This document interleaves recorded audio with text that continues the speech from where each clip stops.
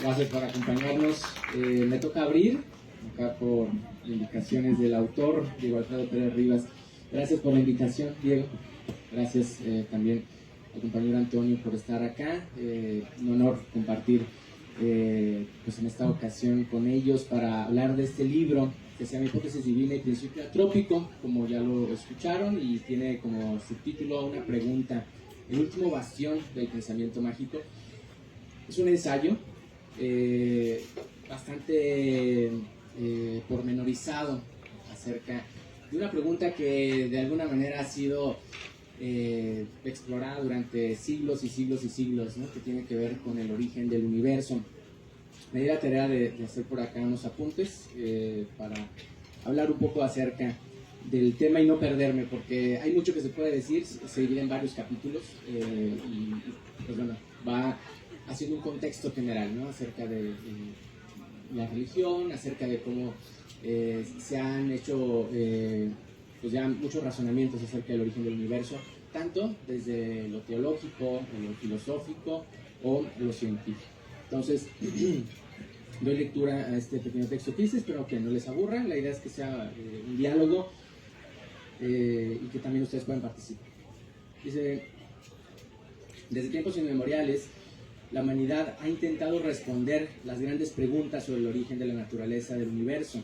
La filosofía, la ciencia y la religión han ofrecido diversas interpretaciones, algunas complementarias, otras en aparente contradicción. En este contexto, el libro Hipótesis Divina y Principio Antrópico, el último bastión del pensamiento mágico, propone una visión crítica sobre las explicaciones religiosas del cosmos, planteando interrogantes sobre la validez del pensamiento metafísico en un mundo dominado por el método científico. La hipótesis divina sostiene que el universo y sus leyes han sido diseñadas deliberadamente por una entidad superior, lo que explicaría la existencia de condiciones precisas para la vida. Por otro lado, el principio antrópico plantea que el universo posee características que permiten la existencia de observadores conscientes como nosotros. La relación entre ciencia y religión ha sido objeto de debate durante siglos. Stephen Hawking afirma que la ciencia es cada vez más capaz de explicar los fenómenos que antes se atribuían a los dioses. Sin embargo, Albert Einstein, pese a su apego a la física, reconocía que la ciencia sin religión está coja, que la religión sin ciencia está ciega. Estas posturas reflejan la complejidad del tema y la coexistencia de múltiples visiones. El principio antrópico se centra en el análisis, sugiere que el universo posee características que permiten la existencia de la vida tal como la conocemos. Algunos lo interpretan como una casualidad cósmica, mientras que otros lo ven como un indicio de un diseño premeditado. Carl Sagan, con visión escéptica pero abierta, decía que el cosmos es todo lo que es, todo lo que fue y todo lo que será. Esta frase sintetiza la inmensidad del universo y la humanidad con la que el ser humano enfrenta sus misterios.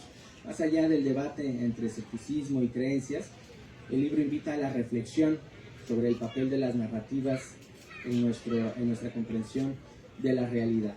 Como decía el filósofo Karl Popper, nunca alcanzamos la verdad, solo podemos acercarnos a ella mediante la crítica y la corrección de errores. En este sentido, el pensamiento humano es dinámico y se enriquece con el intercambio de ideas, sean estas científicas, filosóficas o espirituales. La ciencia, lejos de ofrecer respuestas definitivas, es un proceso en constante evolución, donde cada descubrimiento abre nuevas preguntas. Hace un siglo, la humanidad apenas comenzaba a entender los fundamentos de la física cuántica y de la relatividad, sin imaginar que estos darían principio a tecnologías como la inteligencia artificial, capaz de procesar información y aprender de manera autónoma. En aquella época resultaba impensable que millones de documentos pudieran almacenarse en un dispositivo diminuto o que podríamos comunicarnos instantáneamente con cualquier persona en cualquier parte del mundo a través del Internet. La historia de la ciencia nos muestra que el conocimiento no es absoluto, sino que es una construcción progresiva y con cada avance redefine lo que creíamos saber.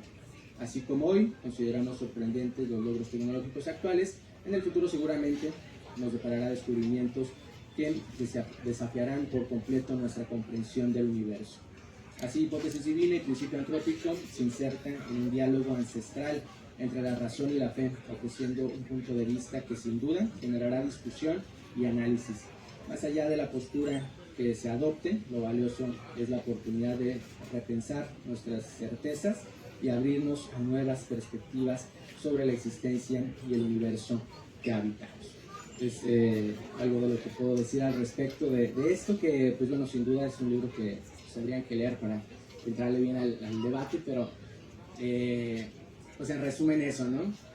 Siempre nos vamos sorprendiendo de lo nuevo que vamos sabiendo, de los nuevos aprendizajes, de los nuevos descubrimientos de la ciencia, de los nuevos datos que se van pues haciendo visibles, ¿no? al ojo humano, y de alguna manera, como decía Platón, lo único que sé es que no sé. Gracias.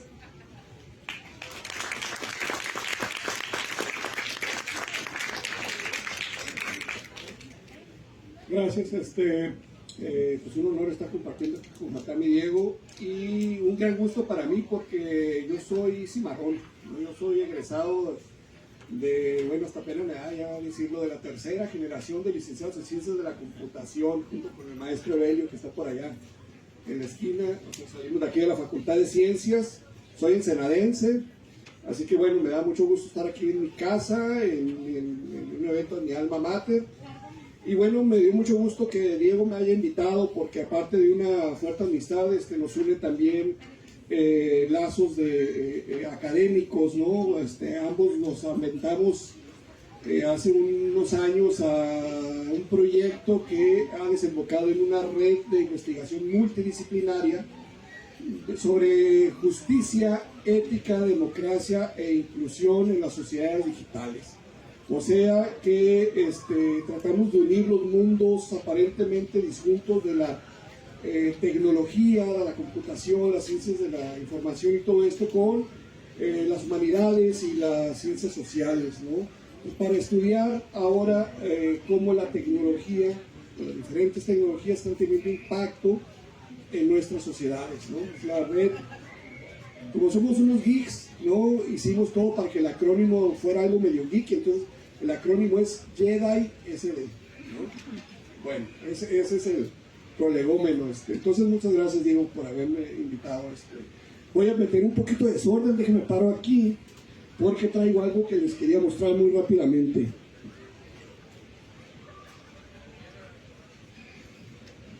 Traigo aquí unas imágenes, al menos los que están más enfrente, yo creo que todos los de atrás también son jóvenes y deben de tener mejor vista que yo para que me digan qué les sugieren estas imágenes.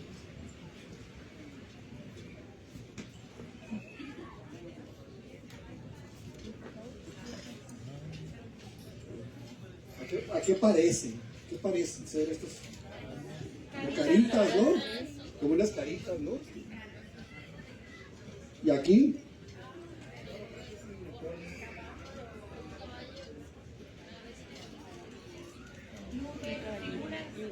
son nubes, pero que parece como me dice que un caballo y el de abajo que un corazón, una cosa así, ¿no? Y esta última,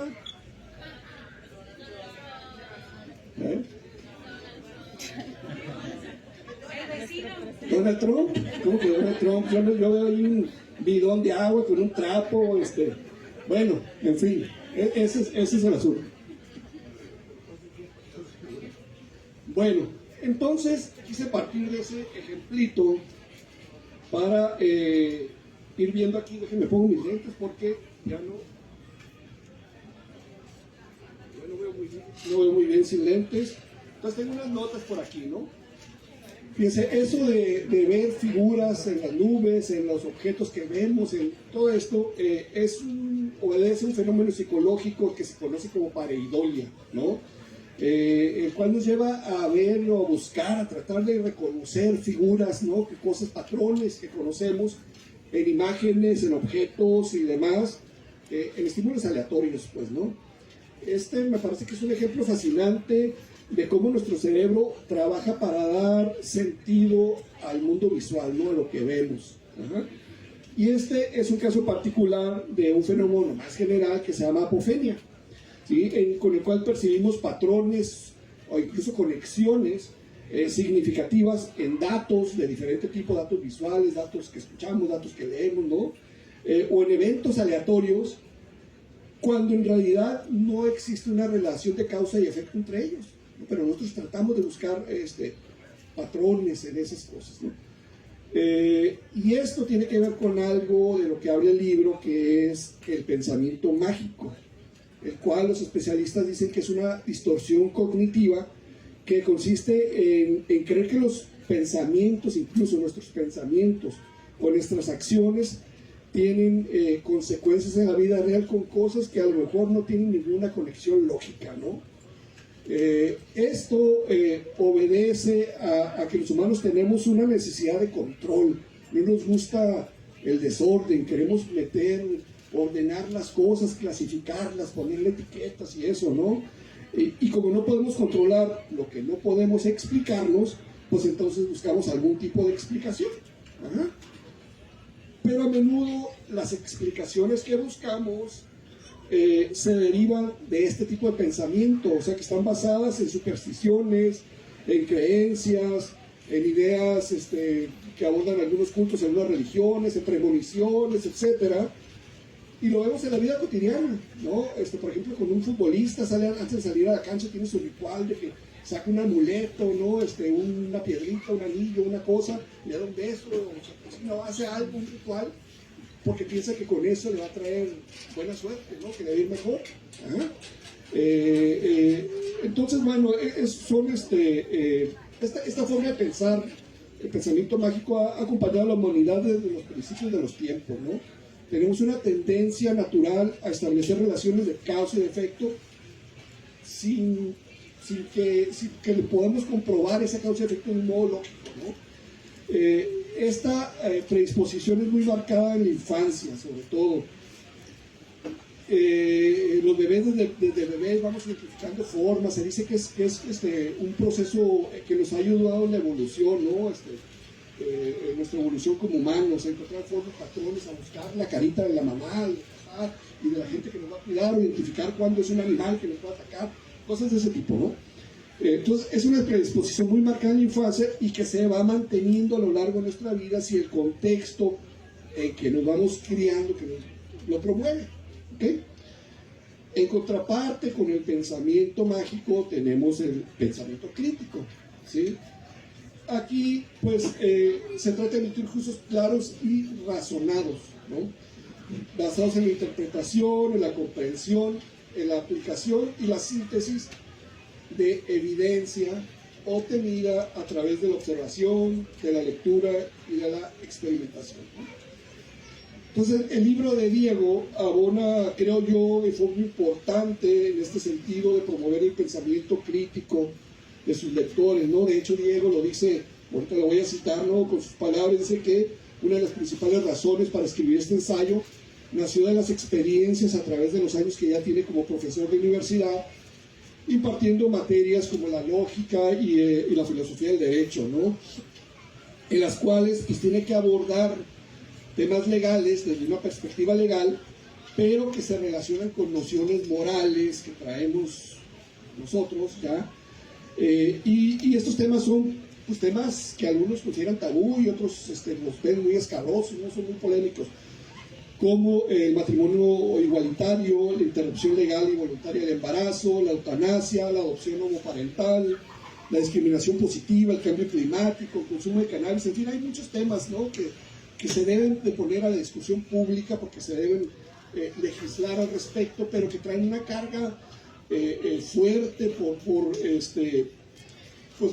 la moral que tenemos cada quien, ¿no? Entonces, dice que él se daba cuenta que los estudiantes abordaban estos temas con una fuerte influencia por las creencias religiosas que traían quizás desde su crianza, lo cual no está nada mal, está bien, así nos hemos ido criando, ¿no? Pero bueno, dice, lo cual no estaría mal si este componente religioso fuera razonable, ¿no? Razonable en el sentido de tener apertura a una discusión, ¿no? De dar a pie a un diálogo constructivo.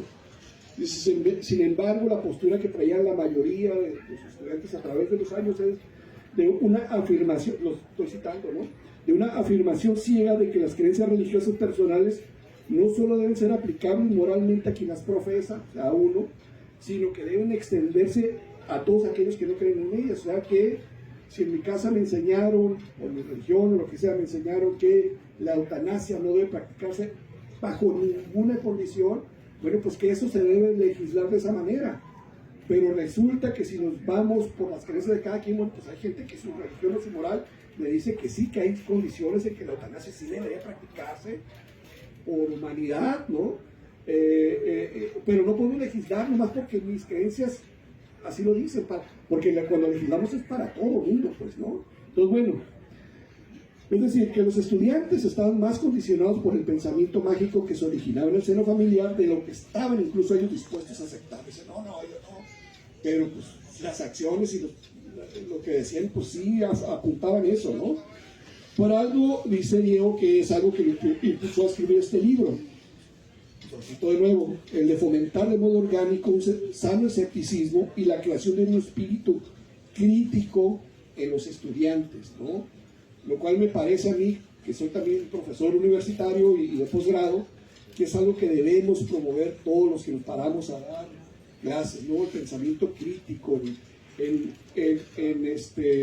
cuestionarnos nuestras ideas propias preconcebidas, y decir, a ver, ¿estaré bien en lo que estoy pensando? Y a lo mejor llego a la conclusión de que sí, pero hacerlo por medio del pensamiento crítico, ¿no? Por medio de preguntarme y de cuestionarme, ¿no? Pero bueno, regresando al quiz, aquí de la cuestión de este libro, ¿no? Hay preguntas fundamentales que nos hemos hecho, a lo mejor todos, ¿no? ¿De dónde venimos? ¿Por qué estamos aquí? ¿Estamos solos en el universo? ¿Habrá otras partes donde haya vida? ¿O este es el único mundo en todo el universo donde hay vida? Entonces, bueno, estas son preguntas que como humanidad nos hemos planteado mucho y que hemos tratado de responder de diversas formas, ¿no? Pues yo creo que en esencia de eso se trata este libro, de hacer un recorrido de cómo a través de la historia se han tratado de responder este tipo de preguntas, ¿no? Y bueno, me corregirá Diego si lo interpreté mal, pero yo veo al menos 3 enfoques o 3 etapas. Aquí lo dividiría como 3 partes de cómo se ha abordado esto, ¿no? Una primera parte es desde el punto de vista de las creencias religiosas, ¿no? Y entonces, en este enfoque, lo que prevalece es el de la hipótesis divina, es decir, la existencia de un ser supremo, un ser divino, como explicación última de la realidad del universo, ¿no? Un principio creador, un ente que creó todo, ¿no? Y bueno, en esta sección, no voy a pormenorizar, pero en esta sección Diego nos lleva de paseo, digamos, por la historia de diferentes cultos y de diferentes religiones, tanto politeístas como la de los antiguos griegos o como las que pudieron haber aquí en Mesoamérica y demás, hasta las 3 grandes religiones monoteístas, ¿no? El Islam, el judaísmo, el cristianismo, que son las que más impacto, digamos, han tenido hasta nuestras fechas en el mundo occidental, que es donde vivimos, ¿no? Entonces, bueno, da un buen recorrido sobre esto. Otro enfoque que yo distingo es el abordaje por medio de las matemáticas, ¿no? Para hacer cuadrar de alguna manera la hipótesis divina con un pensamiento más científico, más riguroso, más basado en las matemáticas y las ciencias, ¿no? Y aquí, bueno, pues se trata del esfuerzo de muchos intelectuales por plantearse la posibilidad más bien de una religión natural, ¿sí?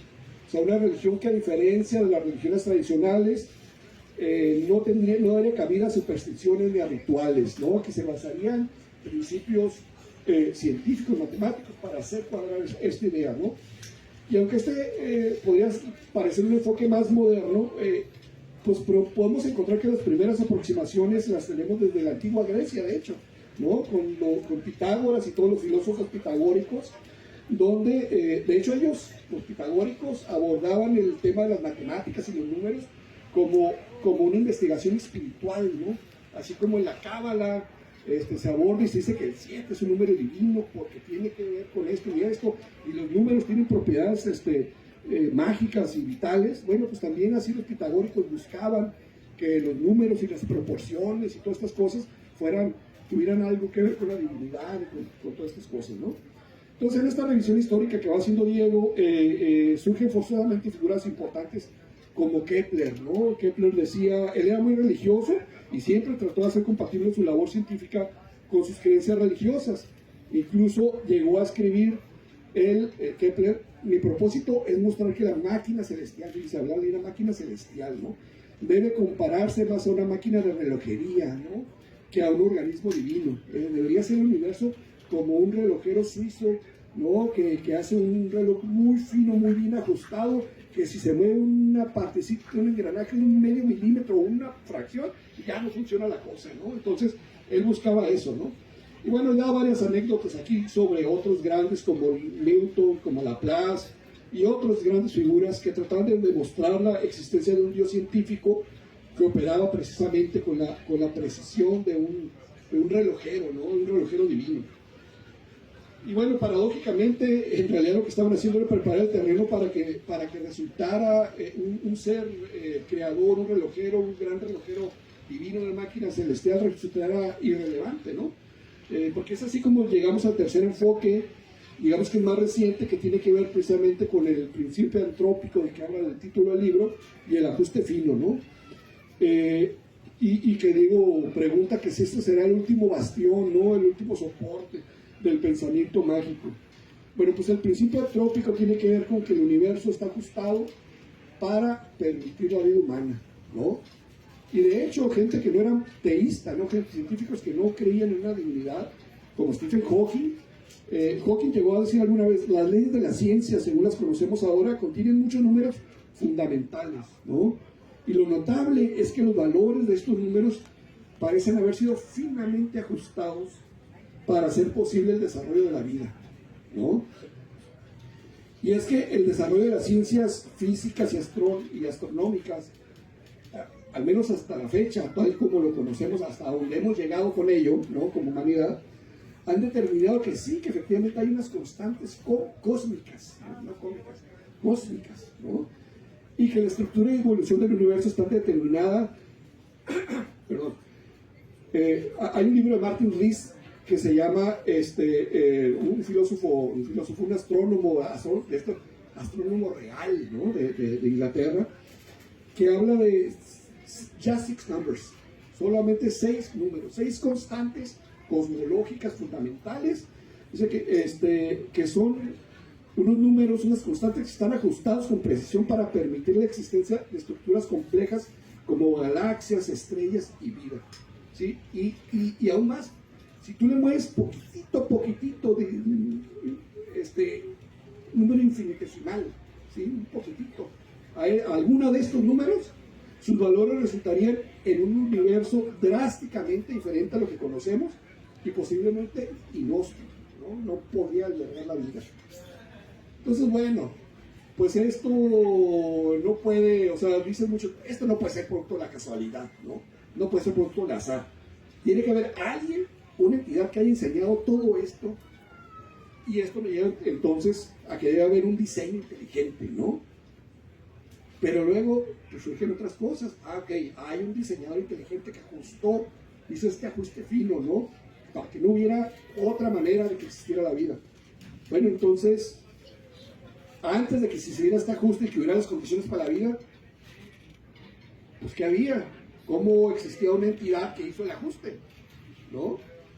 Entonces a lo mejor es que la vida de nosotros, de seres como nosotros, pero a lo mejor este es un ser supremo que tenía, bueno, pues entonces había otras condiciones que dan posibilidad a la vida de un ser supremo, ¿no? Entonces empiezan a salir más preguntas. Es algo complejo, como dijo Juatán, ¿no? Es algo complejo, que hay más preguntas que respuestas, ¿no? Pero precisamente por eso es de lo que trata el libro de Diego, de que nos vayamos preguntando, caray, esta teoría está suave, pero como que no cuadra, ¿no? Aquí el asunto.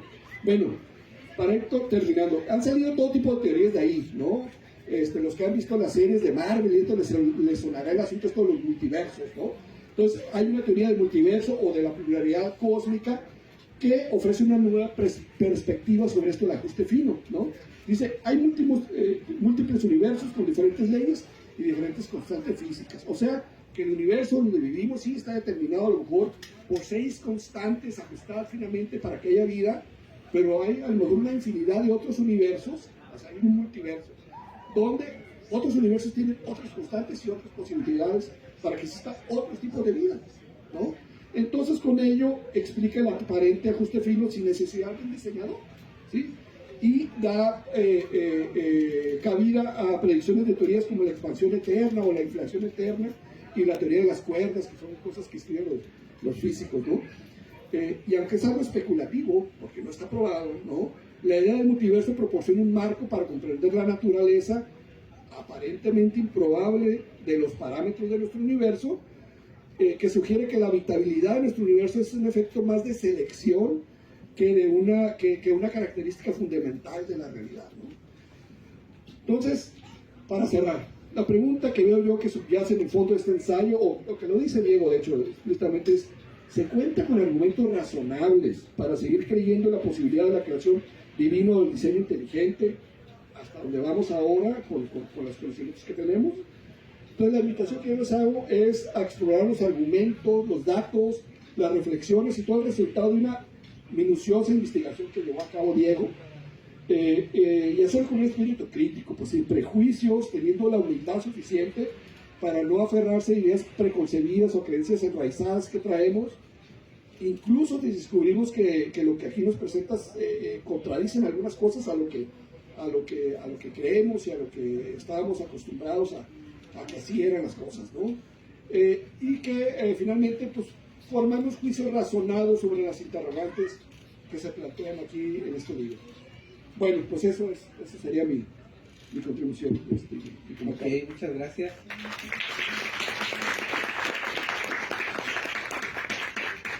Bueno, antes que nada me gustaría agradecer a los organizadores de este evento, una especial mención a la doctora Miriam Álvarez, ¿verdad? A la maestra Laura Figueroa también, a mis comentaristas, a Juan Carlos Basabe, Antonio García, y por supuesto a mis alumnos, a mi esposa, a mis hijos, mi suegra, mis amigas y compañeras de trabajo y demás invitados. Quien me conozca bien sabrá que suelo ser una persona bastante incisiva y bastante polémica. Uno de los temas que más tengo en el corazón es este tema acerca de las creencias religiosas. Yo prácticamente me despierto discutiendo sobre esos temas y me acuesto discutiendo sobre esos temas, porque yo soy un escéptico, no diré convencido, pero pues un escéptico de algunos años, y mi esposa, por ejemplo, es muy creyente, ¿no? Entonces todo el tiempo estamos platicando sobre estos temas y tratando de discutirlos. El ensayo que nos reúne aquí el día de hoy, el libro que nos reúne aquí el día de hoy, intenta o trata tomarse en serio esta pregunta acerca de la existencia de Dios o de los dioses, abordándolo desde un punto de vista filosófico y científico. Realmente me senté a leer a estos autores, a estos científicos que en algún momento de su vida tuvieron convicciones religiosas muy fuertes, para tratar de entender sus posturas, para tratar de rescatar aquel contenido que consideraba valioso, ¿no? para la discusión. Y bueno, a final de cuentas, como le comentaba Joatam en una entrevista que tuve hace un par de semanas con él, son uno de esos textos que fueron, que cuando lo empecé a escribir tenía unas ciertas convicciones, pero que a lo largo de la escritura, a lo largo de los años, esas convicciones se fueron transformando y terminé siendo otra persona cuando terminé el último capítulo. Creo que eso es todo lo que tengo que decir respecto a mi texto. No quiero hacer spoiler, ¿verdad? Los invito a que lo lean, a que se adentren en estos temas, a que se tomen en serio también estas preguntas, y les agradezco mucho por estar aquí el día de hoy. Muchas gracias.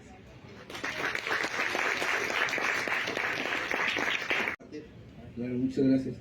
Mire, yo acababa de terminar el doctorado en filosofía, y durante todo mi doctorado había dedicado mi tiempo sobre todo a escribir sobre autores de filosofía cristiana.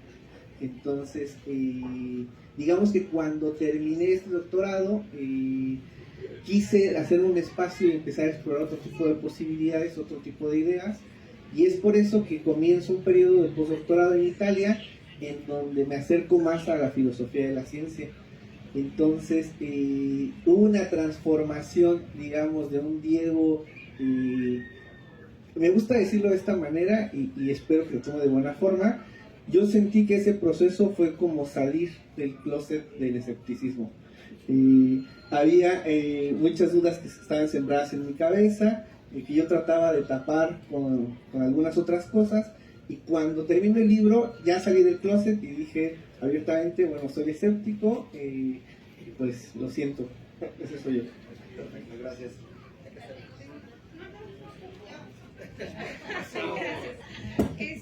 Una pregunta, ¿qué es el amor para un escéptico?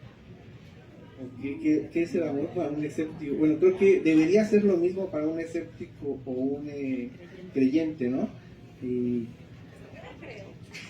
No lo creo. Mire, por ejemplo, si a mí me preguntan por el amor, yo pienso en cosas como neurotransmisores. Entonces, cuando me dicen, ¿estás enamorado? Pues pienso que tengo una fuerte sobredosis de dopamina dentro de mi cuerpo, ¿verdad? Cuando pienso en amor también pienso en otras cosas como son las neuronas espejo. Las neuronas espejo son aquellas neuronas que nos ayudan a tener empatía, ¿verdad? A tener simpatía por las otras personas. Entonces creo que ese tipo de conceptos abstractos, estéticos, que dan sentido a la vida, durante mucho tiempo fueron explicados en un contexto religioso y eso está bien. Pero en mi caso específico yo lo interpreto más desde un punto de vista pues, que tiene que ver con la ciencia. Entonces no creo que haya necesidad, por ejemplo, de un diseñador inteligente para que haya amor, aún entre nuestros semejantes, ¿no? ¿Cuál fue la parte más difícil de escribir en tu libro? Hubo una parte, yo soy filósofo de profesión, no sé, yo me siento filósofo desde que me despierto hasta que me duermo, y aún durmiendo a veces estoy también filosofando, ¿verdad? Entonces, para nosotros los filósofos suele ser muy difícil acercarnos a textos que tienen que ver con ciencia más dura, ¿no? Con la física, con las matemáticas. Muchos de mis compañeros, incluyéndome a mí en algún momento, dijimos, bueno, nos vamos a la filosofía porque vamos a huir de los números. Entonces, al escribir este libro, pues tuve que adentrarme en todo ese mundo y tratar de comprenderlo, y creo que esa fue la parte más difícil. ¿Cómo seleccionó los autores que están en su libro? ¿Cómo seleccioné los autores que están en mi libro? Es una muy buena pregunta, y no fue solamente un criterio. Primero pues hice una investigación exhaustiva acerca de los autores que habían tratado este tema, traté de leer las referencias más importantes, no soy el primero en abordar este problema naturalmente, y a partir de ahí fui encontrando muchos más textos, elaboré una lista, ¿verdad? Y traté, por ejemplo, en el caso de los científicos, pues de seleccionar de manera simétrica por la época, por el periodo histórico, por el método de creencia, y de tal modo que todos los grupos se vieran representados. Un poco como un ejercicio de pluralismo democrático, ¿no? ¿Se siente satisfecho con su trabajo realizado? Ay, pues es muy difícil decir que uno se siente satisfecho realmente. Siento que, insisto, salí del closet del escepticismo, pero me puso este libro al final en otro camino que aún tengo que recorrer, ¿no? Entonces, yo respondería eso. No me siento totalmente satisfecho, pero bueno, es lo que hay. ¿Qué fue lo que le motivó para escribir su libro? Yo creo que lo que me motivó es hacer divulgación de la filosofía y de la ciencia, que esa divulgación tuviera que ver con asuntos que la mayoría de las personas solemos tener en el corazón. La religión es uno de ellos, y creo que tratar de crear polémica en ese conjunto de ideas fue mi motivación principal. ¿Qué fue lo que le motivó para hacer su libro? Creo que esto, difundir ideas científicas y filosóficas entre los estudiantes.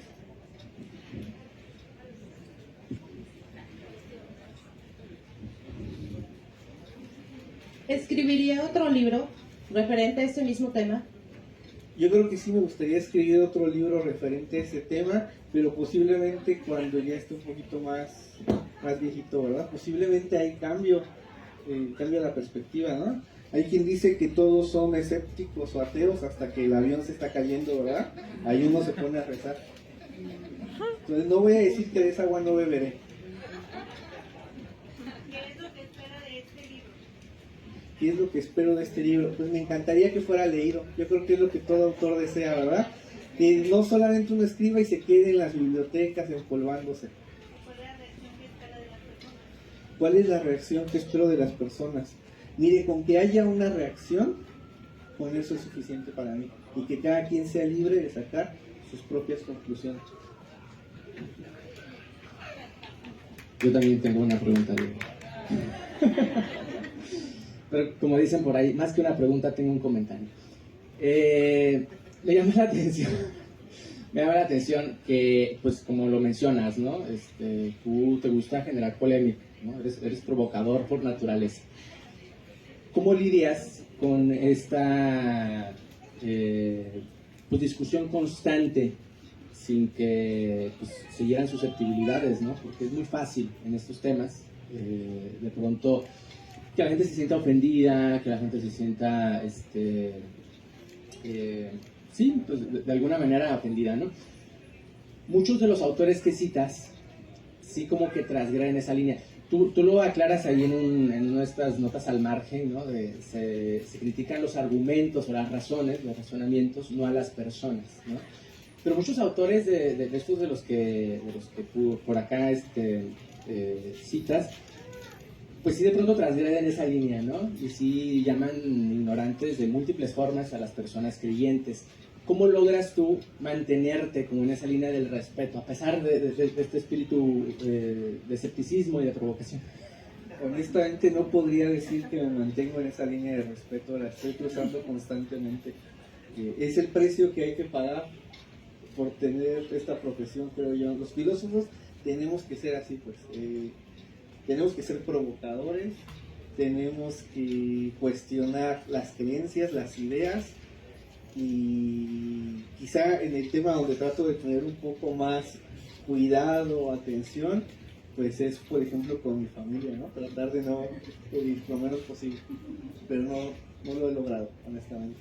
No he encontrado la fórmula. Si alguien la tiene, por favor, pásenmela.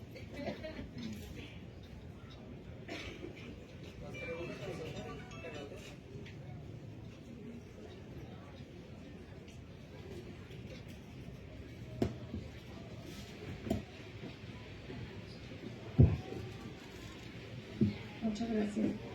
Continuando con nuestra programación, vamos a hacer la entrega de unas constancias de agradecimiento.